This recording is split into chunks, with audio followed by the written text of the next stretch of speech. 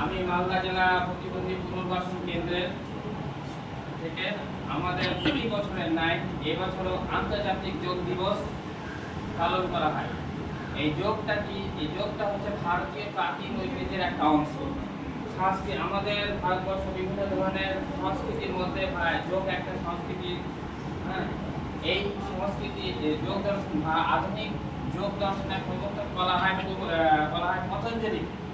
পতঞ্জলিকে এবং ভারতের যোগ দর্শন মলাই আচার্যকে। ঠিক আছে, তো যোগ দিবস আন্তর্জাতিক খ্যাতি কি করে এলো? যোগ দিবস আন্তর্জাতিক খ্যাতি এসেছিল 2014 সালের 27শে সেপ্টেম্বর।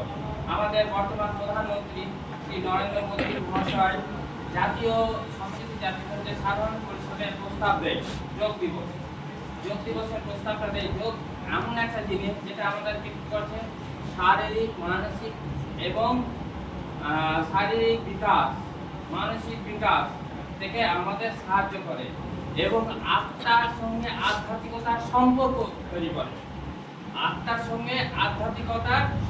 তৈরি করে।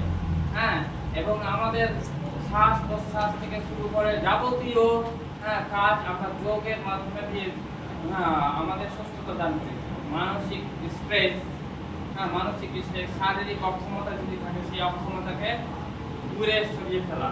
ঠিক আছে, এই যোগের মাধ্যমে আমরা আজ আমাদের ভারতীয় এই সংস্কৃতি সারা বিশ্বে খ্যাতি অর্জন করেছে এবং সারা বিশ্ব এই যোগের মাধ্যমে নিয়ে একটা চিকিৎসার সমাধান খুঁজে পাচ্ছে।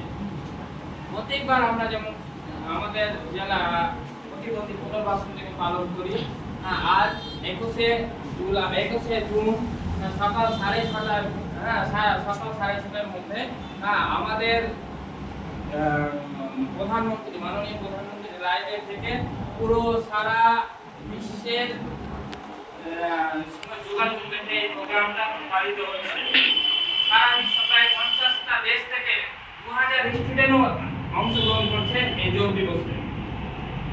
এই যোগের মাধ্যমে আমাদের এই ফিজিওথেরাপিস্ট অসীমা খাতুন আপনাদেরকে প্র্যাকটিক্যাল যোগ কি করতে হয়, কিভাবে অভ্যাস করতে হয়, কি করে শারীরিক অক্ষমতাকে দূর করতে হয়, মানসিক স্ট্রেসকে দূর করতে হয়, তার এই যোগের মাধ্যমে আমাদের পরবর্তীকালে স্টেপ বাই স্টেপ আমাদের এই ফিজিওথেরাপিস্ট অসীমা খাতুন আপনাদেরকে দেখাবেন।